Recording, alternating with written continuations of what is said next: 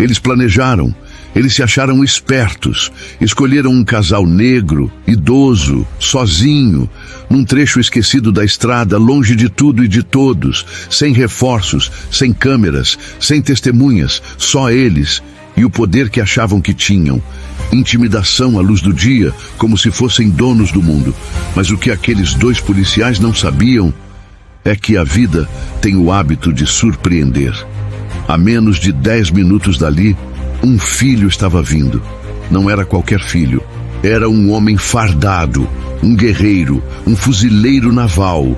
E quando ele saltou daquele caminhão, tudo mudou. A arrogância virou silêncio, a prepotência virou medo.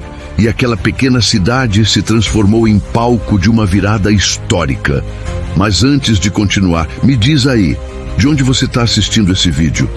Comenta aí sua cidade, seu estado, seu país, porque é poderoso ver até onde essas histórias chegam. Agora, volta aqui comigo. O sol tingia o céu com um tom dourado, como se Deus estivesse pintando o fim de tarde com calma e cuidado. O velho carro, um Impala antigo, descansava sob a luz quente que atravessava os galhos. Ali dentro estavam Ernesto e Madalena dos Santos. Um casal que o tempo lapidou com carinho. Cantavam baixinho uma canção antiga no rádio, um louvor que falava de fé e renascimento. Ernesto tinha as mãos marcadas pelos anos e pelo trabalho duro. Segurava o volante com calma, enquanto olhava para Madalena com aquele mesmo olhar do dia do casamento. Ela sorria, aquele sorriso doce que sempre foi o abrigo dele. Aquele sorriso que curava o dia mais pesado. Era o 50º aniversário de casamento. 5 décadas lado a lado. E aquele domingo naquela estrada era o presente deles um para o outro. Simples, silencioso, sagrado. E era mesmo, luminosa, resiliente, sempre buscando a luz, mesmo depois da tempestade. Eles sempre foram assim, simples no jeito, ricos no afeto. Sabiam que os momentos mais preciosos da vida não vinham com barulho nem com luxo. Vinham com paz, com silêncio partilhado, com olhares que falavam tudo sem dizer nada. E aquele passeio de domingo era muito mais do que uma simples volta. Era uma celebração silenciosa, era uma prece de gratidão, era a prova viva de um amor que sobreviveu a todas as tempestades. 2 almas que, mesmo marcadas pelo tempo, ainda sabiam caminhar lado a lado com ternura. Ali na frente, Ernesto, disse Madalena, apontando com o queixo. Uma plaquinha velha de madeira balançava ao vento. Escrita à mão, meio apagada, mas ainda promissora. Café quente e torta de maçã caseira. Ernesto sorriu como um menino. Você sabe que eu tô de olho nessa torta faz tempo, né?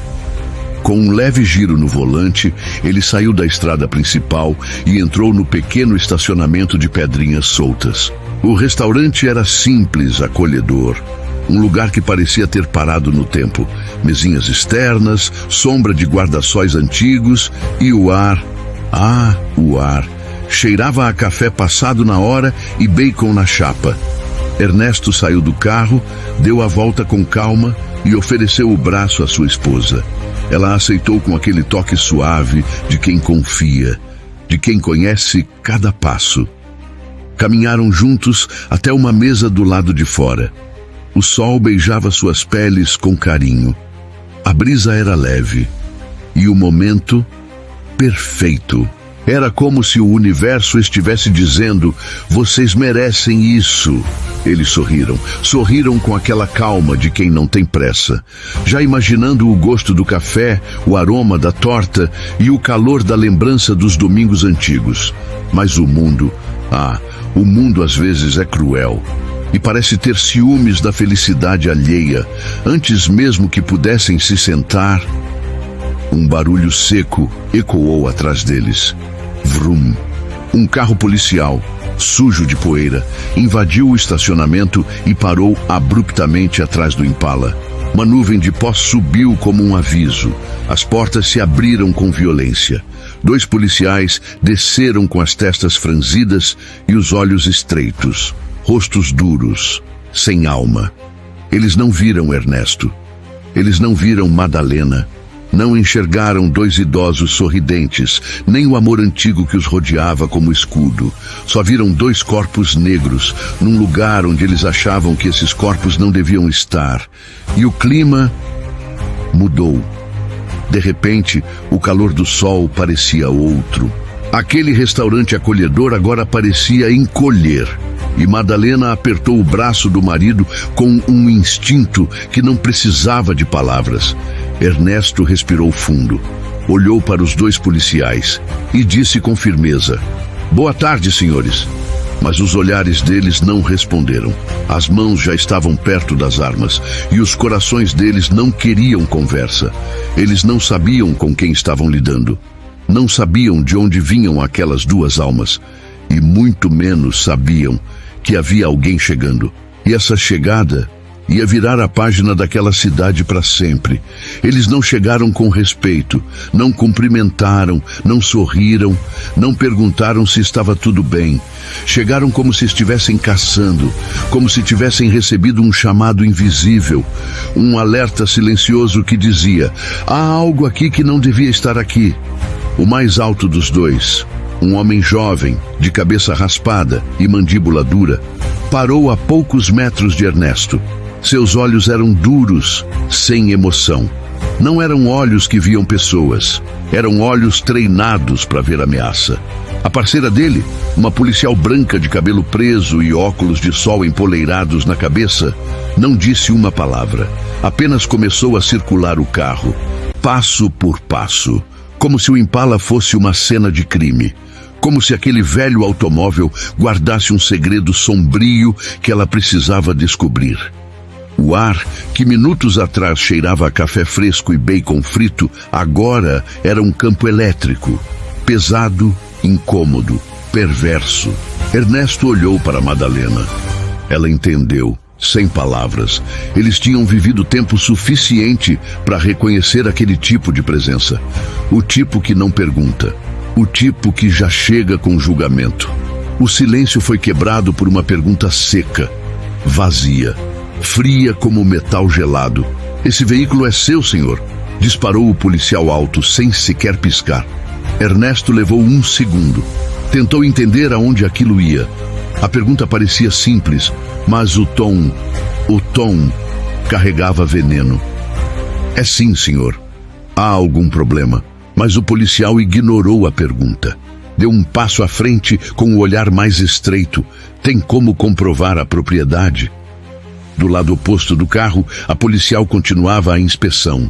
Mãos na cintura, olhos varrendo o interior. Cada detalhe do veículo. Como se procurasse algo, qualquer coisa, para justificar aquele abuso disfarçado de abordagem. Madalena segurou o braço do marido com força e sussurrou: "Fica calmo, Ernesto." Mas ele já estava tremendo por dentro, não de medo, de indignação.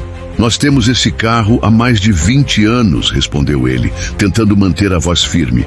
"Estamos só dando uma volta. Domingo é o nosso dia." Foi aí que, pela primeira vez, a policial falou, com a frieza de quem está acostumada a ver corpos negros como alvos fáceis. "A placa não bate. A descrição do sistema não corresponde a esse modelo", disse ela com voz cortante. "Vamos precisar ver documentos, identificação e algo que comprove que esse carro é mesmo de vocês." A frase caiu como um tiro. Não foi dita com volume, mas foi carregada de uma acusação silenciosa, uma insinuação cruel, como se eles estivessem roubando o próprio carro. Madalena ficou pálida. Ernesto fechou os punhos. Não era só injustiça, era humilhação.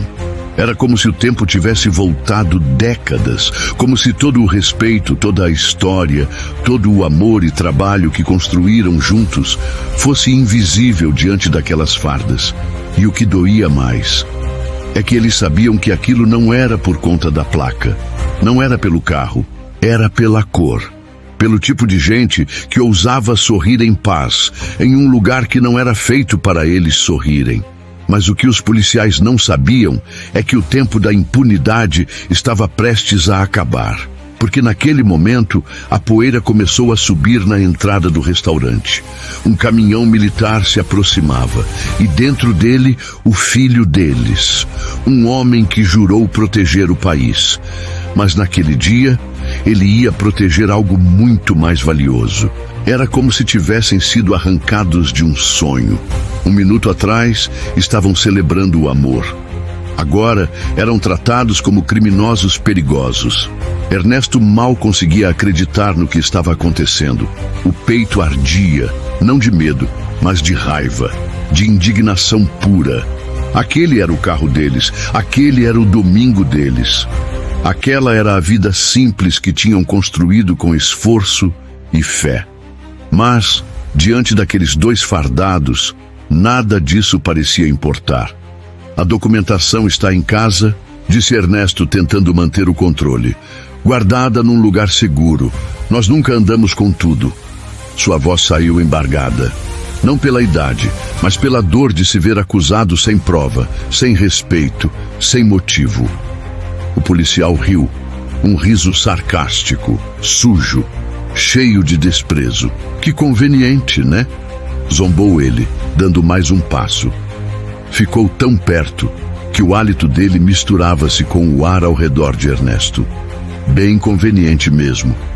E então, com a arrogância de quem confunde autoridade com abuso, soltou a sentença. Temos fortes indícios de que este carro é roubado. Afastem-se imediatamente do veículo. Foi como uma bomba. Madalena, com as mãos trêmulas, agarrou o braço do marido. Os olhos dela estavam cheios. Mas ela lutava para manter a calma. Ernesto, por favor, sussurrou. Não discute, não agora. Mas era como segurar um furacão com uma oração.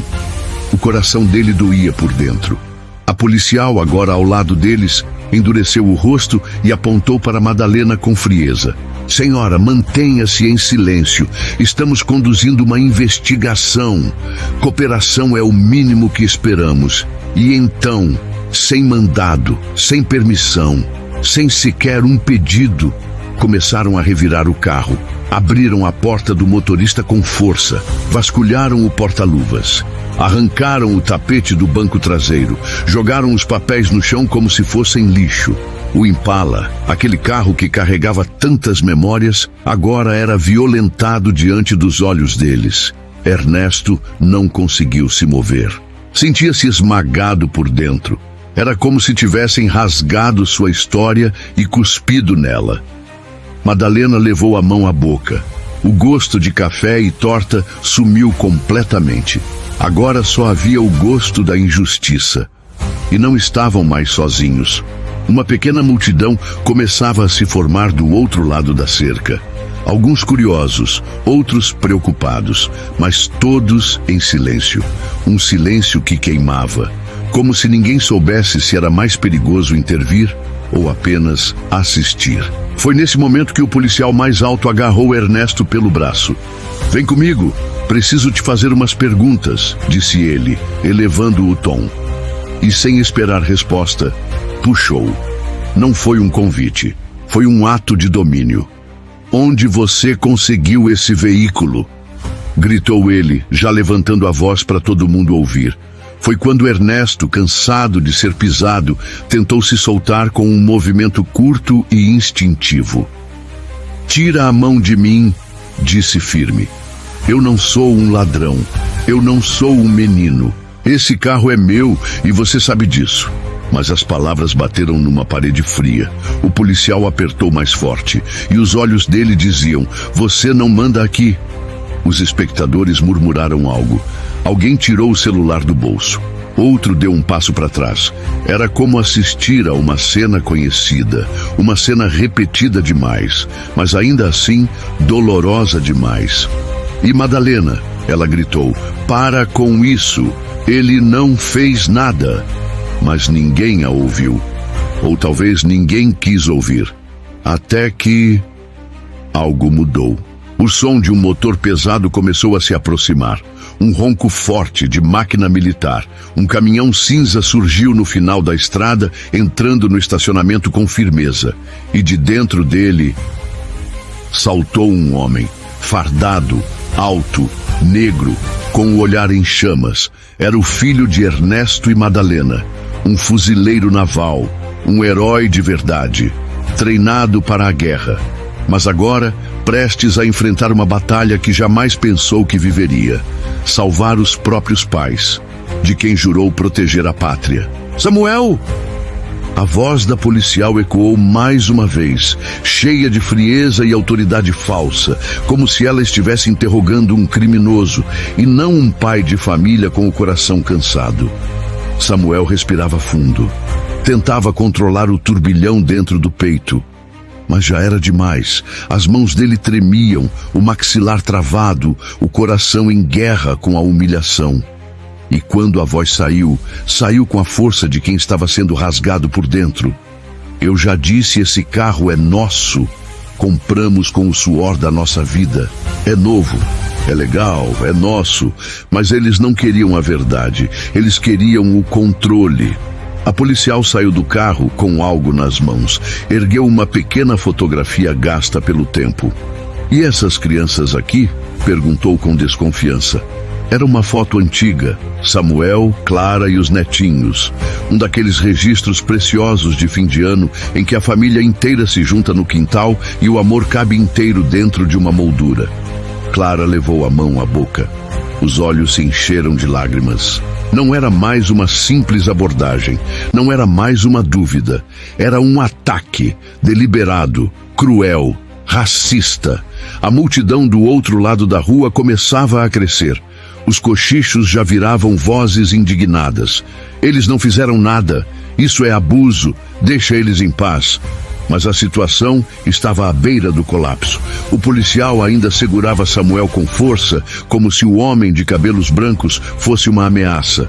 Como se a dignidade dele não tivesse valor. E foi aí que o destino virou a esquina. Um SUV escuro entrou no estacionamento com firmeza. As rodas rasgaram a poeira com autoridade. A porta se abriu e dele saiu um homem fardado, alto, postura ereta. O uniforme da Marinha do Ziu brilhava sob o sol, impecável, limpo, com honra. No peito, medalhas. Nos olhos, fogo. Era David, o filho. Tinha dirigido até ali para fazer uma surpresa. Era o aniversário de casamento dos pais. Queria abraçá-los, rir, brindar, entregar flores. Mas ao entrar no estacionamento, a surpresa virou gelo. O que viu quebrou algo dentro dele. Não, sussurrou ao volante antes mesmo de sair. Lá estavam eles, seus pais, de pé ao lado do carro, com os ombros curvados, olhos cheios de dor, rostos marcados por medo e humilhação. E ao redor deles, duas figuras fardadas, com as mãos na cintura e o tom de voz de quem acha que tem todo o direito do mundo. David reconheceu o padrão. Já tinha visto essa cena. Na TV, na infância, nos treinamentos, na vida. Ele sabia o que aquilo era. Assédio, racismo, injustiça, e o sangue dele ferveu. Sem hesitar, estacionou. Saltou do carro com passos firmes, como se marchasse para o fronte. Cada passo dele era carregado de propósito. A multidão se abriu. Os murmúrios cessaram. A tensão aumentou. Ele não olhava para os policiais. Só via os pais. Clara, agora tremendo, olhou para o filho como se tivesse visto um anjo. Samuel, ainda preso pelo braço do policial, reconheceu a farda. David, murmurou. Mas o filho não disse nada. Ainda não. O silêncio dele era mais alto que qualquer grito. Quando chegou perto, parou ao lado do pai. Olhou diretamente para o policial, olhos nos olhos, e com uma voz firme, treinada, respeitável, disse apenas uma frase: "Solte o meu pai, agora." O policial hesitou. David deu um passo à frente. Seu peito tocou o do agressor, sem medo. Você está cometendo um erro. Eles não são suspeitos. Eles são minhas raízes. E se você colocar mais um dedo neles, vai ter que lidar comigo. O policial recuou 1 centímetro, mas ainda tentou manter a pose. Senhor, essa é uma investigação policial. Precisamos de... Você não precisa de nada, cortou David. O carro é deles, os documentos estão em casa. E essa abordagem não foi motivada por suspeita. Foi motivada por preconceito. A multidão vibrou. Celulares estavam em gravação. Os rostos se erguiam. David agora era a voz que ninguém tinha. Eu sou oficial da Marinha. Meu nome é Davi dos Santos. Número de registro 418261. Filho desse homem e dessa mulher. Apontou para os pais com orgulho. E o que vocês fizeram aqui vai ter consequência. Os 2 policiais ficaram imóveis. O silêncio agora era de medo. E Samuel respirou fundo. Pela primeira vez, sentiu que podia se soltar. A mão de David segurou a do pai. A outra abraçou a mãe. E ele disse baixinho: eu tô aqui. Acabou. David não gritou. Não precisou. A postura dele falava. A farda falava. A dignidade dele era mais alta que qualquer autoridade falsa. Ele caminhou até os 2 policiais com o olhar firme e o coração queimando. Sua voz saiu calma, mas com o peso de quem sabe que está do lado certo. Oficiais, disse com o olhar cravado no mais alto deles. Eu sou o sargento David Peterson, da Marinha dos Estados Unidos. E esses aqui são meus pais. Uma pausa. Silêncio. Até o vento parou para ouvir. Agora me expliquem o que está acontecendo aqui. O oficial mais alto hesitou. A presença de David abalou a confiança falsa que ele usava como escudo. Tentou manter a pose, mas a voz já saiu menos firme. Senhor, é apenas uma investigação de rotina. A placa desse carro não bate com os registros. David não o interrompeu. Mas quando respondeu, cada palavra vinha com um soco de verdade. Esse carro pertence aos meus pais.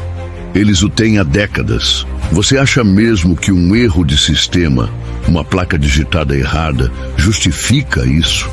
Apontou com o queixo para os pais. Justifica esse nível de humilhação? Justifica invadir o carro deles? Puxar meu pai como se ele fosse um criminoso? Silêncio. A multidão atrás crescia. Os celulares seguiam gravando. A indignação, silenciosa, virava pressão. David deu mais um passo. Seu tom agora era de aço. Não gritava, mas sua autoridade incomodava. Isso aqui não é só sobre uma placa. É sobre como vocês olharam para eles, sobre a forma como se aproximaram, como assumiram que eram culpados sem fazer uma pergunta decente. Clara segurava a mão de Samuel com força. O velho casal, que antes tremia, agora via o filho virar escudo. Não era só um filho, era um guerreiro. David continuou. Meus pais são cidadãos de bem. Trabalharam a vida toda. Criaram filhos honestos. Construíram comunidade. Nunca pediram nada a ninguém. Virou-se para a multidão. Ergueu a voz, não por raiva, mas por justiça. Eles só queriam tomar um café, comer uma fatia de torta, celebrar o aniversário de 50 anos de casamento. 50 anos de amor, de luta, de dignidade. E o que ganharam em troca? Desconfiança, desrespeito, constrangimento. Agora olhou de volta para os policiais, com uma calma que feria mais que grito. Se eles fossem brancos, vocês teriam agido assim? O oficial não respondeu. Nem podia. Sabia a resposta. A multidão também. David respirou fundo. Quero que vocês peçam desculpas. Aqui, agora, na frente de todos. Eles não merecem menos que isso.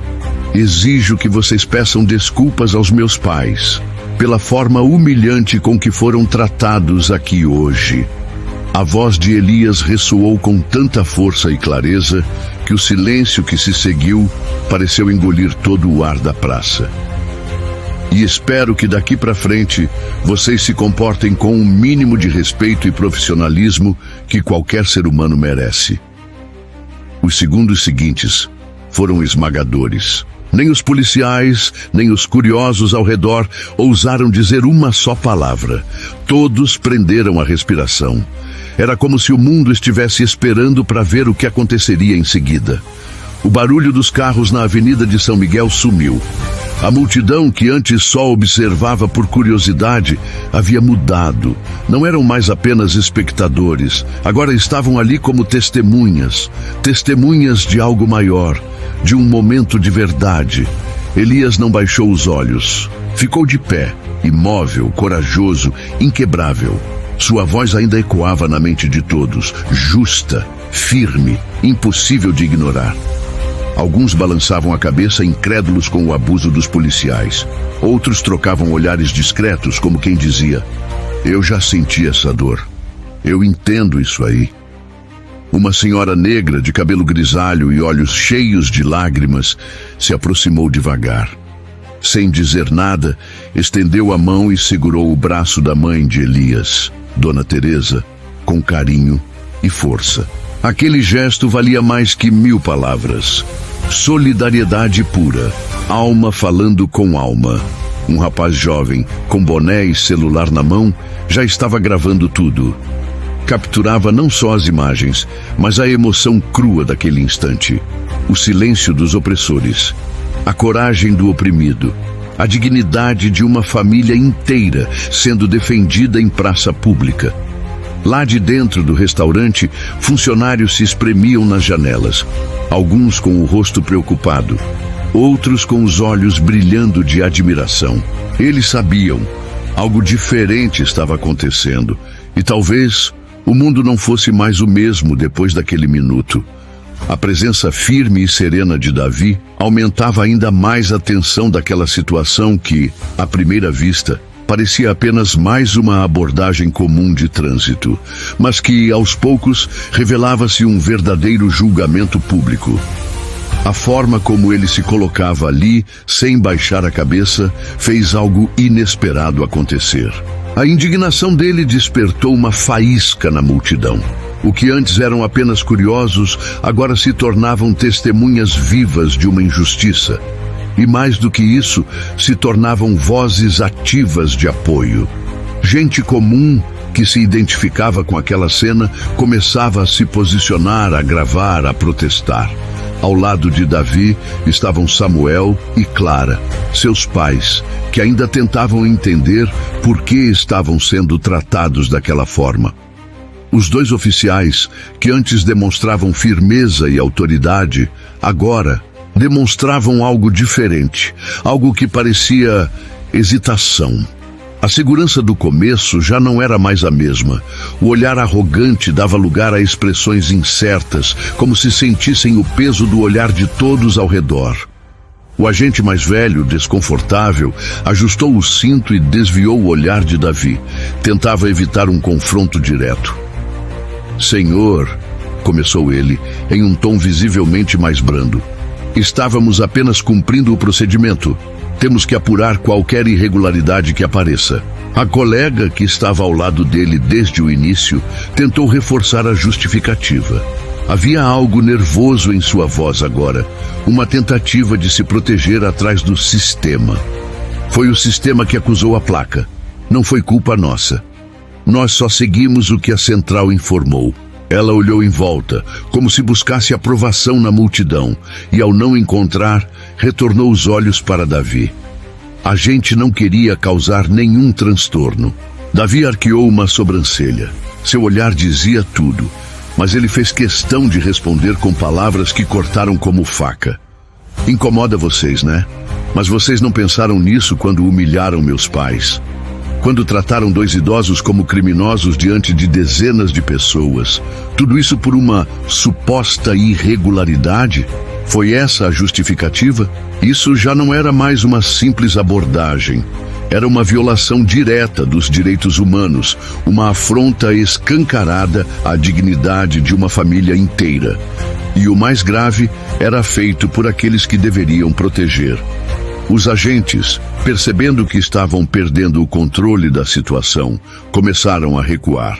As justificativas que vinham à boca deles soavam cada vez mais vazias, fracas e incoerentes. Era visível, não sabiam mais como manter a narrativa que haviam inventado. Enquanto isso, no meio do caos, Elias continuava ali, firme, silencioso, mas com um olhar que dizia tudo. Um homem que não se curvava ao abuso, não por orgulho, mas por algo muito mais profundo. Respeito por sua história, por seus pais e por todos os que vieram antes dele. A multidão que antes assistia calada começou a sentir essa energia. As palavras de Elias, poucas, mas ditas com verdade e coragem, começaram a ecoar nos corações dos que estavam ali. As pessoas já não estavam apenas assistindo, agora estavam com ele. Os policiais notaram, sentiram o clima mudar, perceberam que aquela postura de Elias, aquela tranquilidade inabalável, havia desarmado o poder que acreditavam ter. E nesse instante, o que restava da autoridade deles começou a ruir, porque não havia argumento que justificasse o que fizeram. Não havia desculpa que sustentasse o preconceito. E foi ali, naquele momento exato, que o silêncio de Elias gritou mais alto do que qualquer discurso. Ele não precisou levantar a voz. Ele apenas ficou de pé. E isso foi o suficiente para abalar o sistema inteiro.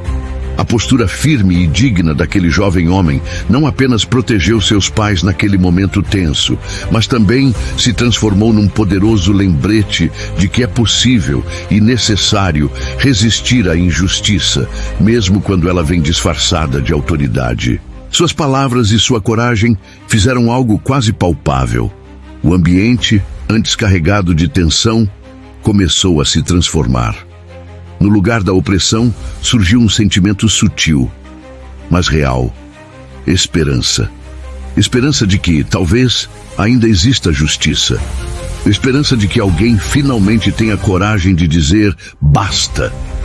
Foi então que o comandante da equipe, visivelmente incomodado, respirou fundo, como quem engole o orgulho a seco, e se aproximou de Gabriel e dos seus pais. Senhor, Senhora, murmurou sem convicção, com um tom que não carregava nem arrependimento nem respeito.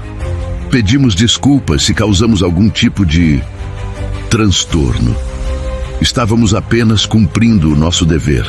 Ao lado dele, a agente que havia revistado Clara levantou o queixo e completou: é preciso ser rigoroso. É uma questão de segurança para todos. Mas, para Gabriel, aquelas palavras soaram ocas, ensaiadas. Uma encenação para tentar apagar o que já havia sido feito. Ele não se calou. Desculpas vazias não limpam a humilhação, disse com firmeza, olhando direto nos olhos do oficial superior. Vocês conseguem entender o medo que causaram? O constrangimento público? O olhar das pessoas ao redor? Vocês têm consciência da dor que deixaram aqui? Silêncio. Nenhum dos oficiais respondeu, mas a expressão em seus rostos era clara. Uma mistura de vergonha mal disfarçada e resistência teimosa. Sabiam que haviam errado, mas não tinham coragem de reconhecer isso em voz alta. Aquelas desculpas fracas, sem alma, não enganaram ninguém. Pelo contrário, só deixaram ainda mais evidente a injustiça do que havia acontecido. Estavam apenas tentando escapar das consequências, como quem tenta varrer sujeira para debaixo do tapete. Mas a multidão ali presente já tinha visto o suficiente. Os oficiais, agora visivelmente desconcertados, recuaram. Voltaram para a viatura em silêncio. E foram embora, deixando para trás não só a poeira do asfalto, mas também uma sensação incômoda, amarga. Uma ferida aberta no coração de quem presenciou tudo aquilo. Samuel e Clara estavam abalados, claro, mas também estavam profundamente gratos. Clara, com os olhos marejados, segurou firme no braço do filho. Obrigada, meu filho. Obrigada por estar do nosso lado. David a abraçou com força, tentando acalmar aquela dor invisível. Sempre estarei aqui, mãe. Sempre. Virou-se então para o pai. Samuel, mesmo abalado, conseguiu soltar um sorriso tímido, um sorriso de alívio, um sorriso de orgulho. A multidão, ao ver aquela cena de carinho e proteção, se emocionou. Os aplausos começaram aos poucos e logo tomaram conta do lugar. Um abraço aqui, uma palavra de apoio ali. Pessoas desconhecidas se aproximando, oferecendo solidariedade. O dono do restaurante apareceu com 2 fatias de torta e 2 cafés quentinhos. Por conta da casa, disse ele com os olhos cheios de compaixão, vocês merecem um pouco de paz depois do que passaram. Samuel e Clara sentaram, mas o silêncio entre eles dizia tudo. O trauma não sumiria tão cedo. Mesmo ali, com um pedaço de torta na mão, uma pergunta pesava no ar. Por quê? Por que aqueles policiais foram tão rápidos em suspeitar de um casal idoso, preto, dentro do próprio carro? Foi mesmo um erro no sistema? Ou havia algo mais sombrio por trás disso? Essa cena comum, um simples passeio de domingo, se transformou num alerta. Um lembrete doloroso de que o racismo ainda respira, ainda caminha entre nós. Que o preconceito pode aparecer até nos momentos mais banais da vida. E que ninguém está completamente seguro. Mas talvez a pergunta mais importante de todas seja essa. E se David não tivesse chegado a tempo? O que teria acontecido com Samuel e Clara? Eles teriam sido levados, humilhados ainda mais? Quem teria se levantado por eles? Esse episódio nos obriga a olhar para dentro, a pensar, a refletir sobre como reagimos quando testemunhamos uma injustiça, a nos perguntar, e se fosse comigo? E se fosse meus pais? E se fosse alguém que eu amo? E acima de tudo, o que eu posso fazer para proteger quem não pode se proteger sozinho? Esta história, mesmo sendo sobre Rafael e Isabela, é um reflexo de algo muito maior. É um espelho de tudo o que ainda precisamos mudar. Ela nos obriga a encarar uma pergunta que talvez a gente evite no dia a dia. Como é que a gente pode construir uma sociedade realmente justa e humana para todo mundo? Como é que a gente enfrenta o preconceito disfarçado que existe nos sorrisos, nos olhares atravessados, nas abordagens de rotina? Como a gente desmonta o racismo silencioso que vive dentro de instituições e muitas vezes dentro de nós mesmos? Tudo começa com coragem. Coragem para admitir que isso existe sim. E para entender que mudar o mundo começa pela forma como a gente age, até nos detalhes. Mas não para aí. É preciso apoiar quem já está na luta. ONGs, coletivos, vozes que não se calam. É preciso educar, conversar, votar com consciência, ensinar as novas gerações. E mais, a gente pode e deve ser como Leonardo. Sim, Leonardo. Aquele que escolheu não apenas assistir, mas agir. Aquele que decidiu não abaixar a cabeça diante da injustiça. Aquele que usou a própria voz, mesmo quando o mais fácil era o silêncio. A verdade é que todos nós temos esse poder dentro da gente, e a escolha está nas nossas mãos. Podemos transformar essa história em um divisor de águas. Podemos transformar o que aconteceu ali em Nova Brisa em um alerta, em um chamado, em um compromisso com a vida. Um compromisso com um mundo onde qualquer pessoa, independente da cor da pele, do cabelo, do bairro onde mora, possa simplesmente sair para caminhar no domingo, sem medo, sem tensão, sem carregar o peso do julgamento nos ombros. Vamos juntos fazer do exemplo de Leonardo a regra, e não mais uma exceção. Vamos ser parte da geração que não tolera racismo disfarçado de abordagem e que não se cala diante da covardia. Obrigado por chegar até aqui. Se histórias assim tocam o seu coração, se você acredita que algo precisa mudar, então se inscreve no canal e compartilha este vídeo. Porque a mudança começa na conversa. E a conversa começa com você. Te espero nos comentários. A gente ainda tem muito para refletir e muito mais para transformar.